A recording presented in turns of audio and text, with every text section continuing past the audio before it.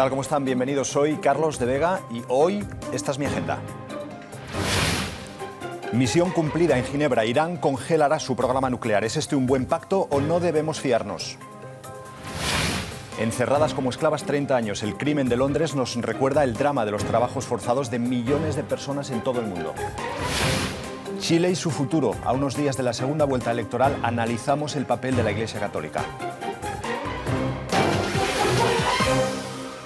Bueno, pues estos son nuestros tres temas. Bienvenidos a Agenda una semana más. Les presento ya a mis tres invitados. El primero es Fernando Chomalí, arzobispo de Concepción en Chile. Está en Alemania para otras muchas cosas más, pero hablaremos también con él de su misión aquí y, por supuesto, de Chile. Gracias por estar aquí. Muchas gracias por la invitación, Carlos.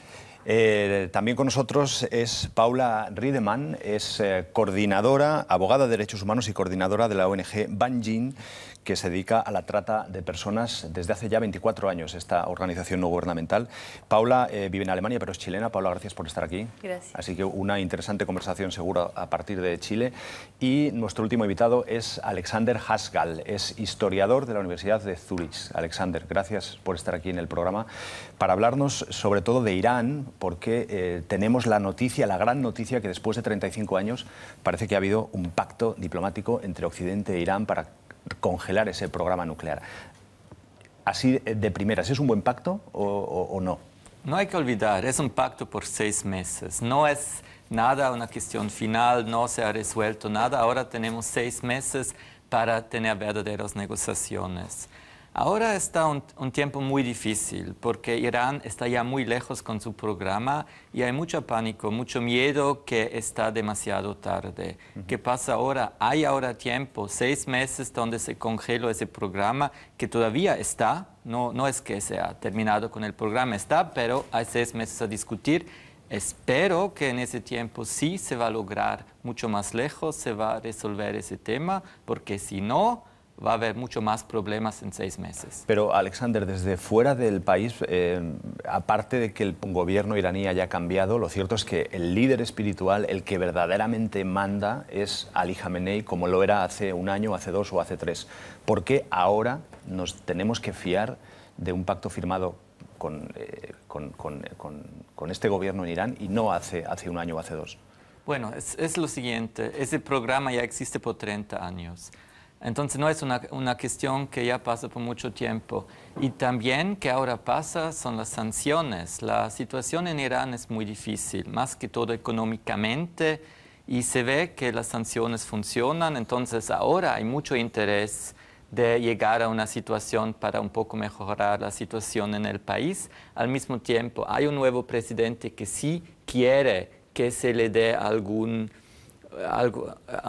resultado positivo también para su propia gente, pero como digo, eso es como una forma ahora más simbólica y qué pasa después lo vamos a ver. Inflación 40%, que en algunos bienes básicos como bebidas y alimentos llega al 60%. Y un desempleo que está en el 12%. Eso es parte de los efectos que han producido esas sanciones económicas. A pesar de la buena noticia aparente que se recibe en la comunidad internacional, lo cierto es que la reacción más negativa ha sido la de Israel. Ha llegado a decir un miembro del gabinete que si en 5 años explota una maleta nuclear en Nueva York o en Madrid, será por culpa de este acuerdo. Bueno, era Israel, pero también la Arabia Saudita, donde, por ejemplo, el embajador de Arabia Saudita en Londres también dijo declaraciones bastante parecidas. Es que hay mucha desconfianza en la región y hay mucho miedo que Irán ahora con que eso que es ahora para 6 meses, que se queda el nuevo status quo. También hay todo ese debate del enriquecimiento del uranio, que si se acepta o no. Entonces hay mucho miedo y mucha desconfianza y mucho escepticismo en la región, porque también el mundo le gustaría terminar con ese tema, porque tenemos una crisis económica, etcétera, y la región tiene un poco el miedo que ahora se deja ese tema y no se sigue después. Arzobispo, asentía cuando Alexander hablaba de desconfianza, usted asentía con la cabeza. Bueno, lamentablemente uno de los graves problemas que tenemos en el mundo en general es la desconfianza entre los seres humanos. Y creo que el gran trabajo que tienen que hacer todos los actores políticos y sociales es volver a generar las confianzas. De hecho, la confianza se gana gota a gota, pero se pierde de a litros. Y por lo tanto ahí tenemos un desafío educativo que empieza desde la pequeña infancia. Incluso los primeros responsables de generar ambientes de confianza son los padres en sus propias casas, lo cual también está bastante debilitado en mi opinión. Pero este pacto al final no es eso, un poco un canto a la confianza, porque al final lo que están haciendo las partes es decir, me fío de ti y yo me fío de vosotros. Bueno, el experto dice que no es tan así, que es bastante provisorio y bastante precario, así lo entiendo. Y también depende de la interpretación. Ya empezaron el debate, ¿no? Donde los Estados Unidos dicen, bueno, ahora no hay más enriquecimiento nuclear. El Irán dice, no es tanto así. Hay también debate a la construcción del reactor de Arak, si eso significa terminar todo o no. Entonces ya empieza el debate sobre la interpretación del acuerdo. Pero también parte del acuerdo es que hay mucho más controles ahora y eso es lo importante, que se sabe lo que pasa en el Irán. Ese programa es inmenso. Sí. Hablamos de nuevos personajes que entran en toda la escena diplomática y en todo este pacto. Hassan Rouhani, por supuesto, el nuevo presidente iraní, pero el ministro de Exteriores, Mohammad Javad Zarif, ha sido quizás la estrella de todas estas negociaciones. Vamos a ver cómo se le recibía en Irán y enseguida hablamos de este personaje y de otros que han intervenido en este pacto. Mohammad Zarif es diplomático y, sin embargo, a su regreso a Teherán es recibido como una estrella. Hace tiempo que intentaba sacar a su país del aislamiento internacional y ahora el Pacto de Ginebra podría convertirse en su gran logro. Estamos aquí para darle las gracias al ministro Zarif. Apoyamos su actuación. Ahora levantarán las sanciones económicas. Eso nos ayudará y podremos mostrar de lo que somos capaces. El motivo de tan jubilosa bienvenida es evidente. No se cuestiona el derecho de Irán a la energía nuclear, aunque sí se exige que renuncie para siempre a las armas atómicas. Los socios de Irán en las negociaciones lo ven como un claro éxito tras años de confrontación.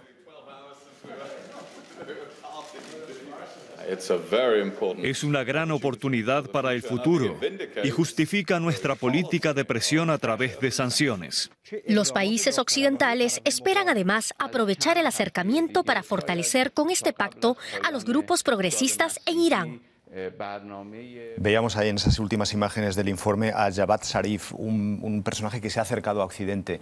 Es esa parte del régimen iraní más moderado que también veíamos con Khatami hace unos cuantos años y que se acerca mucho a lo que es también la interpretación occidental de muchos de los aspectos de la política internacional, ¿verdad?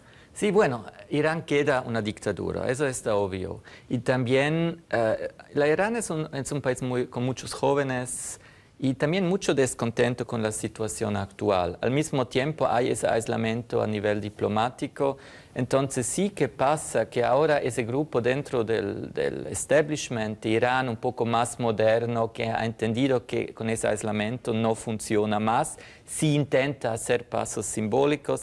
Tampoco hay que olvidar que la situación en Siria, que la situación en Líbano, que su mayor aliado del Irán está el régimen de Siria, que tiene mucha presión. Entonces, eso también nos muestra que Irán tiene que cambiar su postura para no siempre caer más y más en problemas. Paula, me pregunto si este pacto sobre el programa nuclear puede acercar a Irán a Occidente o puede olvidarnos de que, lo que decías tú, que Irán sigue siendo una dictadura y que probablemente hay asuntos de derechos humanos que a lo mejor ahora se les presta menos atención porque se ve al país con unos mejores ojos, ¿no?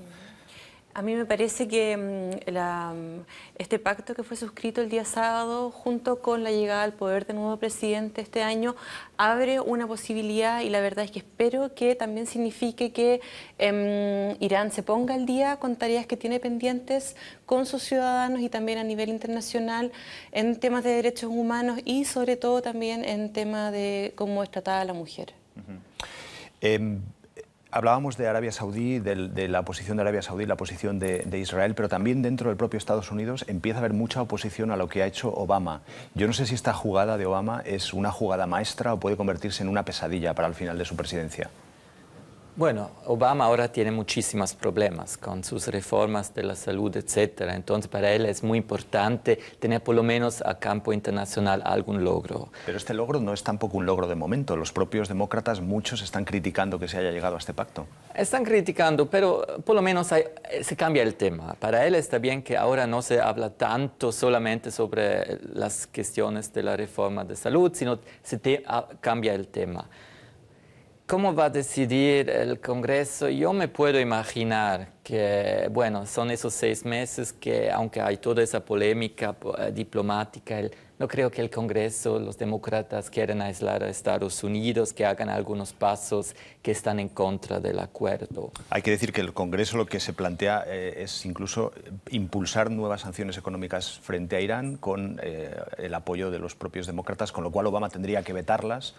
Y sería como un juego político un poco virulento, ¿no?, para el presidente. Claro, yo creo que depende mucho qué pasa ahora en los próximos días. Ahora tenemos el acuerdo y ahora pregunta, ¿cómo es la interpretación? Si el Irán lo interpreta nuevamente de una forma que le favorece demasiado, entonces, claro, entonces habrá mucha desconfianza. Si el Irán dice, bueno, tenemos ese acuerdo, de veras dejamos a revisar, terminamos con el enriquecimiento, entonces no creo que el Congreso quiere terminar, pero como te digo, mientras haya, ahora están los hechos, tenemos papel, ahora a ver qué pasa. Vamos a cambiar de tema, pero antes de terminar querría hacer una pregunta ya desde el punto de vista casi filosófico, así que, arzobispo, se la voy a hacer a usted.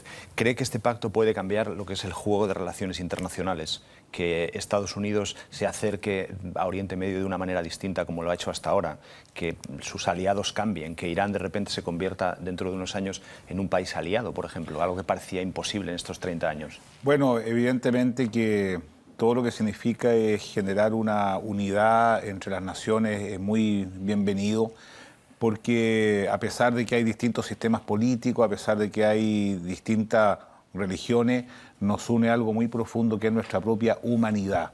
Y creo que ese es un punto muy importante que tenemos que ir avanzando en esa línea. Por lo tanto, si eso acontece, evidentemente bienvenido, porque en definitiva lo que está en juego es la paz.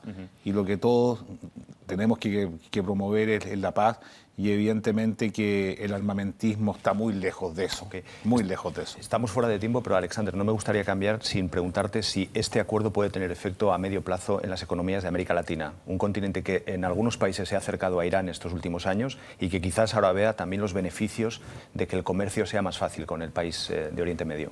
Bueno, ya hemos visto, por ejemplo, tómate el caso de Argentina, donde ahora se está buscando un acuerdo con la AMIA acerca de los bombardeos que han tenido, donde también se dice una responsabilidad iraníes. Entonces, sí hay esa intención de un poco mejorar las relaciones, que ya Irán está muy activo en América Latina. Y yo creo que sí Irán cambia su postura, es un gran país, es un país con mucha gente, hay ahora esos lazos, y sí, si ellos logran terminar con un programa que no le favorece mucho a Irán, entonces se puede haber un favorecimiento mutual. No, creí que quería decir algo. Yo pienso que la paz es fruto de la justicia, y también hay un tema importante que es el respeto de las propias identidades culturales y religiosas. Yo creo que eso es un tema que tenemos que avanzar mucho en todas partes del mundo, por ejemplo, pensando en los pueblos originarios en ciertos países. El respeto de la historia de los países es tremendamente importante, y en la medida que nadie quiera imponerse, pienso que podemos avanzar en una paz duradera.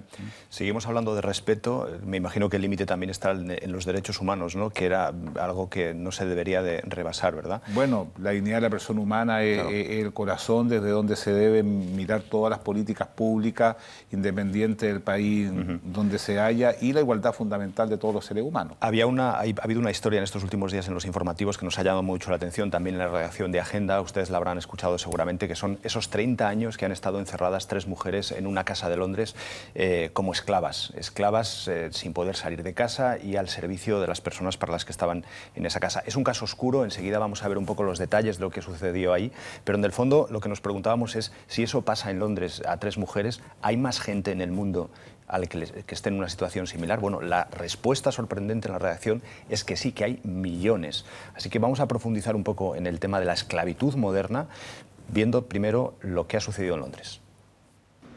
Muy pocos se hubieran imaginado que el barrio londinense de Lambeth sería el escenario de noticias como esta.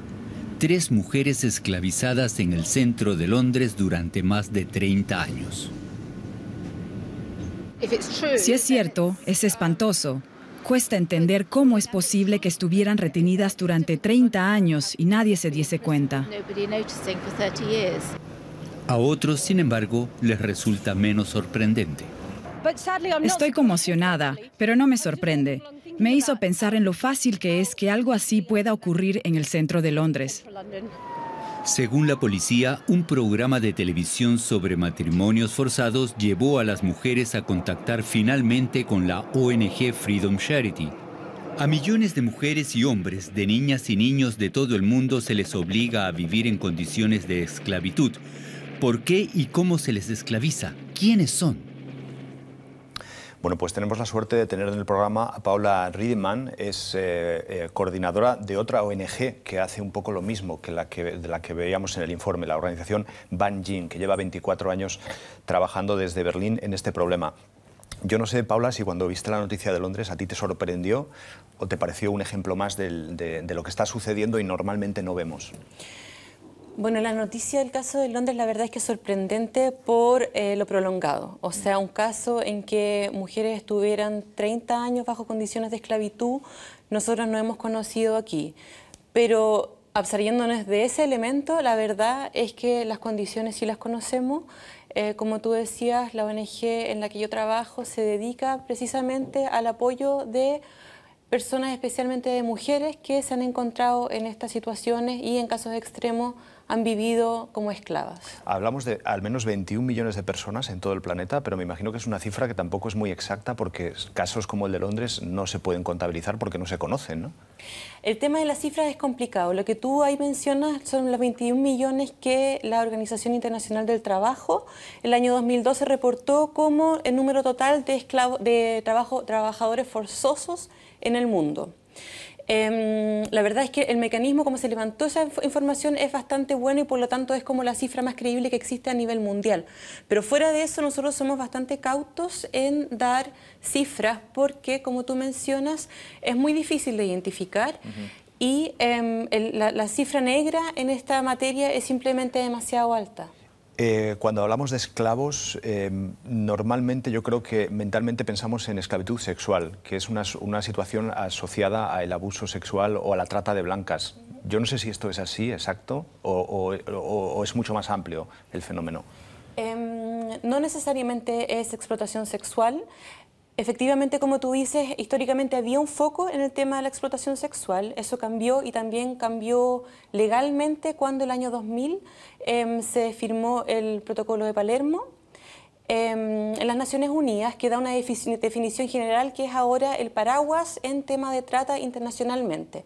Y en la definición del protocolo de Palermo, la trata de personas puede ser tanto para explotación sexual como también para explotación laboral, como también para mendicidad o para extracción de órganos. ¿Y cuál es la manera de salir de esta situación? Porque en este caso veíamos que era una llamada in extremis, aprovechando un momento de descuido casi, ¿no?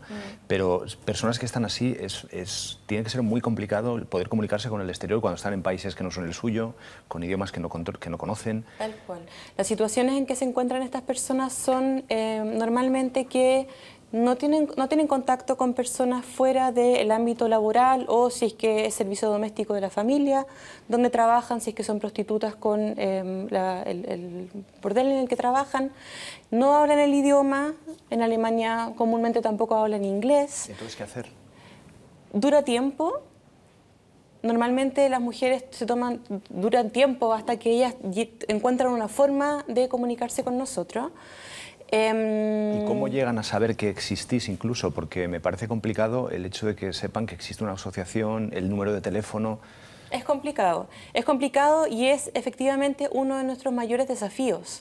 Llegar a las personas, por ejemplo, nosotros tenemos una campaña específica para llegar a las mujeres que están encerradas trabajando en el trabajo doméstico.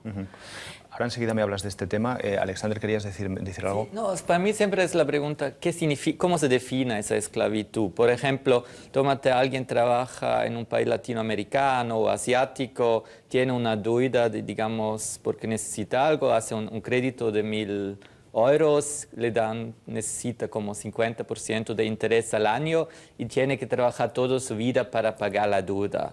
¿Eso es ahora ya esclavitud o no? Que yo creo, tenemos mucha esa idea de violencia, que alguien usa violencia física para obligar a la gente. Pero ¿cuántas veces hay una forma de trabajo forzado que está usando eso, ¿no? Créditos y otras cosas? No sé si vos podés decir algo. A ver, la esclavitud en realidad legalmente no existe. Entonces, si uno lo mira jurídicamente, no se lo puede definir. Pero existe, y existe tanto nacional como internacionalmente, la reconocemos como tal. Lo que está definido en la ley es la trata de personas. Y la trata de personas se define por la existencia de 3 elementos. Primero, una acción concreta que puede ser el traslado o la recepción de una persona. Segundo, el uso de medios ilegítimos, que pueden ser el abuso de poder, la fuerza, el engaño, el fraude. Y tercero, la finalidad. Y la finalidad va a ser siempre la explotación. Me decías, Paula, que el servicio doméstico es uno de los focos donde se encuentra más gente en esta situación. ¿Estamos hablando de gente que trabaja en casas, que no recibe ningún tipo de salario por ese trabajo y que lo está haciendo de forma forzada? ¿O es gente que, digamos, trabaja a cambio de un salario pero no están legalizados? ¿Dónde está el límite de cuándo se es esclavo y cuándo no en esa situación? Hay de todo, hay diferentes situaciones. Lo que nosotros hemos elaborado en conjunto con la policía también aquí en Berlín es una lista de indicadores que de reunirse dan como resultado que por lo menos hay indicios de una situación de trata. Y el tema que tú mencionabas de que las personas no son pagadas, efectivamente se da mucho que cuando las personas son traídas a Alemania, en este caso, el tratante organiza la venida, paga el pasaje, la visa, etcétera, etcétera, y todo eso genera deudas que son deudas ficticias y muchísimo más altas de lo razonable, que la trabajadora primero que nada tiene que pagar. Por lo tanto, pasa primeros periodos que pueden ser meses o incluso años en que no es remunerada por su trabajo. Arzobispo, enseguida le pregunto por el papel de la Iglesia Católica sobre este problema y si colaboráis también con organizaciones como la de Paula, pero terminando un poco el tema del servicio doméstico, me decías antes del programa que uno de los aspectos más polémicos o más complicados es incluso en el cuerpo diplomático, donde hay personas que trabajan a nombre de diplomáticos de esta manera, ¿no? Que me parece sorprendente. Bueno, los diplomáticos, no todos, pero algunos tienen la facultad de contratar servicio doméstico en su residencia privada, las cuales pueden traer desde el extranjero. En el caso de Alemania, más del 50% de estas mujeres proviene de Indonesia y de las Filipinas. Es por eso que nosotros trabajamos con el tema, porque tenemos nosotros el foco en el sudeste asiático. Pero ¿por qué un diplomático que tiene recursos, que no hay problemas legales, que podría contratar legalmente a alguien para que trabajase en su casa, va a optar por hacer una situación tan ilegal y tan dramática y tan criminal como tener a alguien de esa manera? Yo creo que no se puede generalizar. No podemos decir que todos los diplomáticos que tienen supuesto, empleadas domésticas... Estamos hablando pero existen casos y la explicación jurídica es que las personas son, por decirlo así, y efectivamente lo son, intocables, porque tienen inmunidad diplomática, lo cual implica que no se los puede llevar ante el tribunal por los delitos que cometan, incluso en sus residencias privadas. Y eso incluso alcanza a cónyuge e hijos. Nosotros tenemos casos de mujeres acá en Alemania que han trabajado en residencias privadas de diplomáticos y han sido tratadas como esclavas, es mucho decir, o sea, realmente como animales. Tremendo. Tremendo. Paula, dime una cosa, ahora que no nos escucha nadie de la Iglesia Católica, ¿os ayudan? No, nosotros no somos una organización que tenga alguna relación con la Iglesia. Existen también en Alemania ¿Colaboráis con la Iglesia? Nosotros no colaboramos con la Iglesia, no. Nosotros no colaboramos con la Iglesia y tampoco quisiéramos colaborar con la Iglesia porque tenemos una visión muy independiente. Y, por ejemplo, nosotros con el tema de la prostitución, tú sabrás que la prostitución en Alemania es legal. Nosotros trabajamos por los derechos de las prostitutas y no tenemos en ninguna parte de nuestra visión el abolicionismo, por así decirlo. Lo que las organizaciones que trabajan con la Iglesia sí tienen.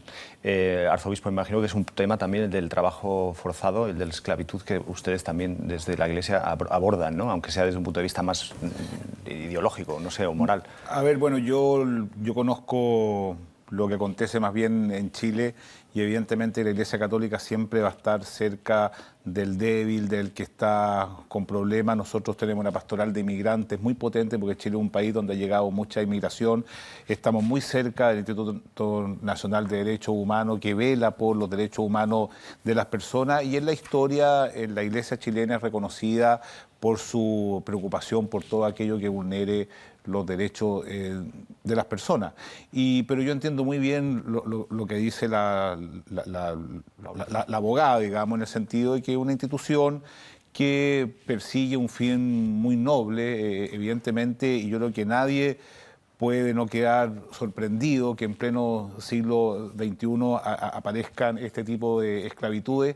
Y también hay que decir que hay otro tipo de esclavitudes que son muy complejas, que es la esclavitud, por ejemplo, el consumismo. Nosotros conocemos tantas personas que al final quedan absolutamente vulnerables respecto de su futuro porque se endeudan de manera extrema y hay que estar siempre muy atentos porque pareciera ser que el desarrollo económico no ha ido de la mano de un desarrollo moral, de un desarrollo ético, de reconocer el valor que tiene cada ser humano, así que yo valoro mucho el trabajo que hacen acá. Esa esclavitud económica que también, por ejemplo, luego hablamos de ello, pero los propios estudiantes chilenos, ¿no? Denuncian que a veces quedan endeudados durante décadas por los créditos que tienen que pedir para estudiar. Absolutamente, lo cual representa una gran injusticia, no solamente para ellos que hipotecan su futuro profesional y familiar, sino que también para la familia.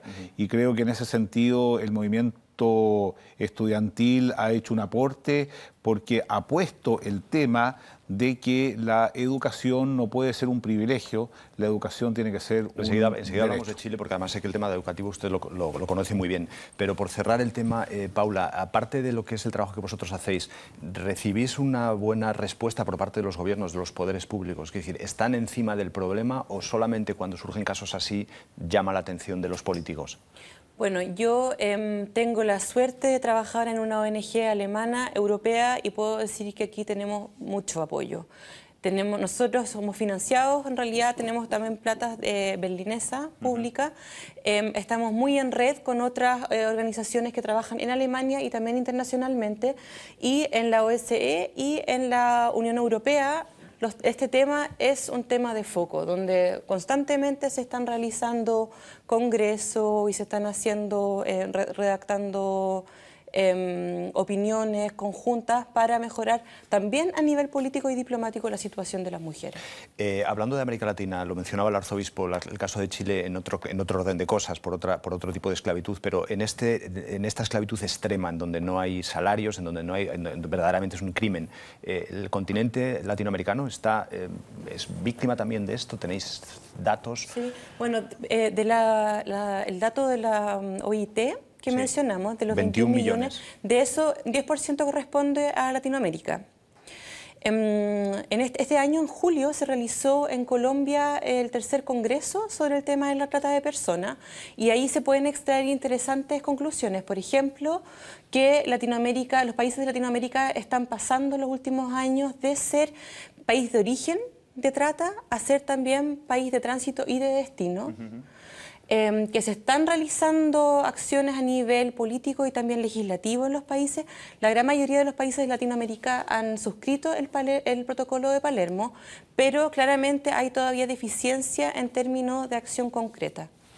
Por ilustrar un poco a la gente que nos esté viendo, hemos hablado de servicio doméstico, hablamos de trata de blancas por delitos sexuales, pero también hay, por ejemplo, empleados, esclavos que trabajan en las minas, niños. Hablamos de muchos niños también, ¿no?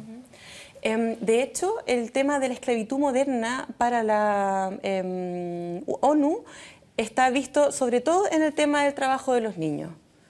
O sea, sí, el trabajo de los niños en Sudamérica especialmente es un problema realmente grande. Si alguien nos está escuchando y ve que puede haber una situación cercana a la persona que nos ve de esclavitud, ¿qué es lo que tiene que hacer? ¿Qué es lo que se debe hacer? Informarse. Nuestro primer enfoque siempre es informarle a las personas sobre sus derechos, porque estamos hablando en su mayoría de migrantes que no conocen la situación legal del país en el que se encuentran y por lo tanto tampoco saben cuáles son sus derechos. Es lo primero que hacemos y sobre la base de una información completa las personas pueden tomar la decisión de si huir de la situación en la que se encuentran, porque muchas veces también la persona está siendo explotada, pero la situación en la que se encuentra es aún mucho mejor que la que tendría en su país de origen. Y es una decisión libre de la persona seguir haciendo o no seguir haciéndolo, siempre y cuando tenga la información suficiente. Alexander, no sé si quieres decir algo. No, yo creo que es muy también lo que hablas, ¿no? Esa relación entre las políticas migratorias y el trabajo forzado, que para mucha gente es así, que están esforzados también por sus condiciones de vida que tienen en su casa y, como decís, no es decir, bueno, está prohibir a vos de quedarte aquí y trabajar, sino darle las oportunidades legales para tener su trabajo que elige, pero de una forma digna y que respeta sus derechos humanos. Lo que pasa es que son problemas estructurales, porque en el fondo son políticas migratorias restrictivas, políticas laborales, leyes laborales restrictivas para los migrantes, que los llevan en definitiva a esta situación de vulnerabilidad en que entre no tener ningún trabajo y tener este trabajo en que lo explotan, a veces tienen que optar por lo segundo. En esa situación de vulnerabilidad, ¿tú crees que si esas personas acudiesen a los poderes públicos tendrían amparo de esos poderes públicos o el propio sistema les expulsaría por no estar integrados de forma legal? Bueno, eso varía de país a país. Yo te puedo hablar de la situación en Alemania.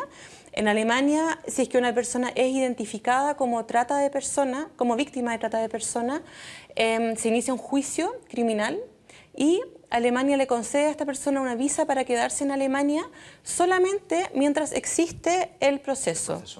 Una vez que termina el proceso, la persona tiene que irse. Y nuestra crítica ahí es que en el fondo el sistema lo que hace es ver a la persona como una fuente de información y no como un sujeto de derecho. Paula, dime una cosa, eres chilena, aunque llevas ya viviendo en Alemania unos cuantos años. ¿Cómo estás viviendo esta vez la campaña electoral de tu país, comparado con hace 4 años? Con sentimientos encontrados, la verdad. Porque... ¿Eso quiere decir que no estás decidida o qué? No, yo no puedo votar. Ah. Los chilenos en el extranjero no podemos votar, lo cual es una... Ese es un problema ya. Es un problema enorme, ¿sí? Y una injusticia enorme. Tampoco puedes votar aquí, claro. No puedo votar en ninguna parte. O sea, no existes No existe. para el sistema electoral. Y el arzobispo, a 15 días de la ronda definitiva, Evelyn Matei o Michelle Bachelet. Mójese, a ver, ¿cuál es el mejor candidato? A mí no me corresponde pronunciarme respecto... Pero a la Iglesia Católica, ¿cuál le gusta más? No, la Iglesia Católica no se pronuncia al respecto. Lo que sí plantea los graves problemas que hay en Chile y que la persona que salga electa va a tener que responder de la mejor forma. Lo que le preocupa a la Iglesia Católica es la abstención que hay para elegir a una candidata y los graves problemas en Chile son muy claros.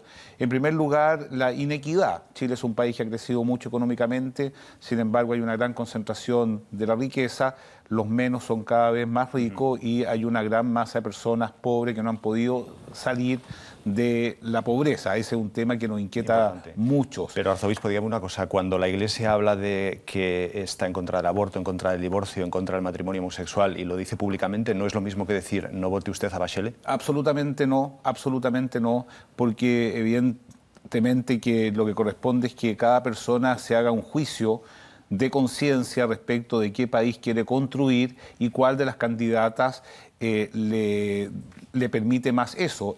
Además, hay que decir algo, que todos los temas que usted plantea, que evidentemente la Iglesia Católica tiene una postura ampliamente conocida, no es intuición exclusivamente de la presidenta o del presidente.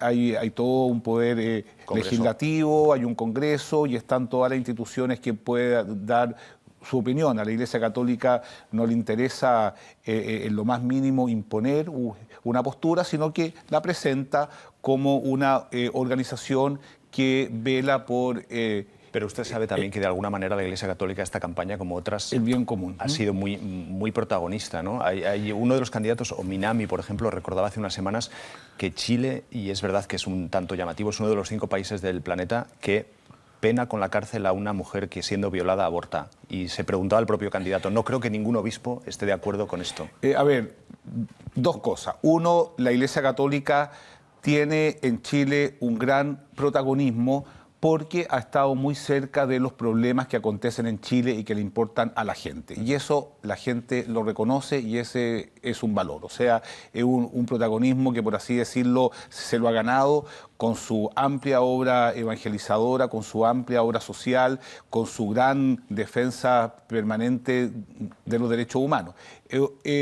Para mí, digamos, una mujer que aborta me suscita más bien misericordia, ganas de ayudarla, de sacarla adelante, que pensar en la cárcel.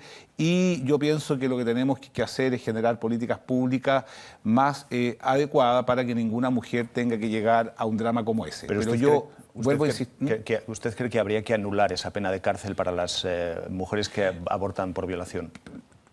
Lo que pasa que en la práctica eso no se da. En la práctica no se da, pero yo pienso que no se soluciona un problema tan grave como es una mujer que ha tenido que abortar con la cárcel. Se aborda con compañía psicológica, con acompañamiento y sobre todo trabajar para que ello nunca más acontezca, porque nunca nos olvidemos que la violación es un acto de violencia, el aborto también es un acto de violencia que responde a una sociedad en la cual lamentablemente los más fuertes se apoderan de los más débiles. Pero yo no voy a caer en la trampa de decir por qué candidato yo voy a votar. Ya me ha quedado claro que pero no lo va a decir. Lo que sí me parece interesante es decir esto, que en Chile tenemos que fortalecer la democracia y si hay algo que me preocupa mucho y que es un tema muy importante es que fueron muchas las personas que no fueron a votar en la primera vuelta, lo cual lamentablemente deslegitima, digamos, el proceso y sobre todo a la persona que con buena intención quiere sacar adelante el país. Déjeme hacer otra pregunta porque está en Alemania, entre otras cosas, para en varias conferencias, con Adveniat también, con los que colaboran mucho, y este año además el título de la acción que tienen con Adveniat es Hambre de Educación, creo entender. Sí. Educación gratuita para todos, es otra de las propuestas que se lanzan en la campaña exactamente por una candidata, por Bachelet. En eso... A mí me parecería tremendamente injusto que mis sobrinos, cuyos padres pueden pagar la educación, se las tenga que pagar el Estado. Yo lo entiendo muy bien para mi padre, que fue un hijo inmigrante, el Estado le pagó su estudio en el colegio y en la universidad. Yo creo que es educación gratuita para las personas que no pueden pagar su educación, pero además de gratuita, tiene que ser una educación de calidad. Y eso no solamente en el nivel universitario, sino que también tiene que ser en todos los niveles. Sí, lamentablemente en Chile, Carlos, pasa algo terrible, que hay personas que por su situación económica, aunque tengan muchos talentos, van a quedar postergados por el nivel de educación que se le da. Y una persona que tiene recursos va a ir a un colegio que lo va a potenciar. Por lo tanto, el círculo virtuoso de la educación y la riqueza va creciendo y el círculo vicioso de la mala educación y la pobreza va creciendo. Y ahí el único responsable en esa materia es, evidentemente, el Estado, a través de subsidios reales que permita que una persona con sus capacidades tenga la posibilidad de aspirar a una buena educación. Rápidamente, Paula, Alexander, no sé si queréis decir algo de lo que estáis escuchando y entro en el último tema que quería hablar con el arzobispo. Respecto del tema de la educación, estoy totalmente de acuerdo. Creo que la desigualdad es el gran tema que tenemos en Chile y que hay que enfrentarlo y que la educación, se ha dicho ya de todas formas, es uno de los temas pilares para luchar contra la educación, o sea, por mejorar la educación para luchar contra la desigualdad en Chile. Si me permite, el tema del aborto, yo creo que es un tema, usted mismo lo mencionaba, la dignidad de las personas es un problema, un tema de dignidad, que una mujer que no solo si ha sido, pero sobre todo si ha sido violada, tenga derecho a abortar. Bueno, yo no estoy de acuerdo, pero está bien. Yo no estoy de acuerdo con eso porque la violación es un acto de violencia y evidentemente que el aborto genera más violencia y no soluciona el problema de fondo, y además de alguna manera alguien plantea que esa vida no merece ser vivida, y yo realmente no veo quién podría decir eso, pero el tema aquí era otro, digamos. Bueno, pero bien, esa es mi opinión, pero respetable. Bueno, la pregunta es una cuestión, digamos, las convicciones personales, y el otro tema es que el Estado decide. Acerca de la educación, creo que es importante porque en Alemania está más o menos libre en las universidades, y yo creo también la gente que son ricos, bueno, que pagan más impuestos, entonces está bien si el Estado paga su educación. El punto es, el Estado necesita suficientes fondos para pagar la educación, entonces lo importante es que la gente que tiene dinero, que pagan suficientes impuestos para que se pueda pagar a toda la gente que quiere estudiar su estudio. Bueno, ese es un tema muy de fondo, porque la derecha económica de corte liberal dice que el impuesto frena el desarrollo económico, y otros dicen que el impuesto no frena el desarrollo económico. En mi opinión, hay un tema mucho más de fondo, que es el tema de la solidaridad real respecto de los más pobres. Y creo que en ese sentido en Chile se ha enquistado un sistema tremendamente individualista que no ha permitido traspasar el desarrollo económico real a toda la población. En Chile en este minuto hay 4.300.000 jóvenes entre 18 y 19 años, y hay 700.000 que no estudian ni trabajan. Y creo que eso tiene que ponernos en alerta absolutamente a todas las personas, y hacer lo posible por entregarles herramientas educativas. Hay un tema, arzobispo, que también está siempre en las campañas electorales, que es el de la reconciliación. Y la pregunta de si la Iglesia Católica debería hacer un mea culpa expreso de lo que sucedió durante los años de la dictadura. En Chile la Iglesia Católica es reconocida por el inmenso trabajo que hizo a través de la Vicaría de la Solidaridad para mitigar el dolor de las personas que fueron perseguidas. La Iglesia Católica es reconocida por los informes en los cuales ha participado activamente para llegar a conocer pero una declaración la verdad, expresa como pero la que... hay cientos. Usted va a la Conferencia Episcopal de Chile, hay cientos de declaraciones expresas en la cual se define claramente en contra, digamos, del gobierno militar. Paula, y sobre todo... Una palabra y le dejo la última palabra. Sí, es solamente... Estamos fuera de tiempo ya, rápido. Ya, cuando se cumplieron los 40 años del golpe militar, Monseñor Esati, yo leí sus declaraciones y él decía, si la Iglesia tiene que pedir perdón, se pide todos los días. Eso para mí no es pedir perdón. Arzobispo, última palabra. ¿No hay un perdón de la Iglesia? ¿Debiera pedir? No, o sea, yo pienso que la Iglesia sufrió también en la dictadura militar. Hubo sacerdotes que fueron muy perseguidos, pero evidentemente en todas circunstancias siempre se puede hacer más. Lo dejamos ahí. Gracias a los tres por estar aquí, apasionante. Gracias también por seguirnos desde sus casas. Lo pueden volver a ver en nuestra página web. Estamos en Facebook, en Twitter. La semana que viene, más.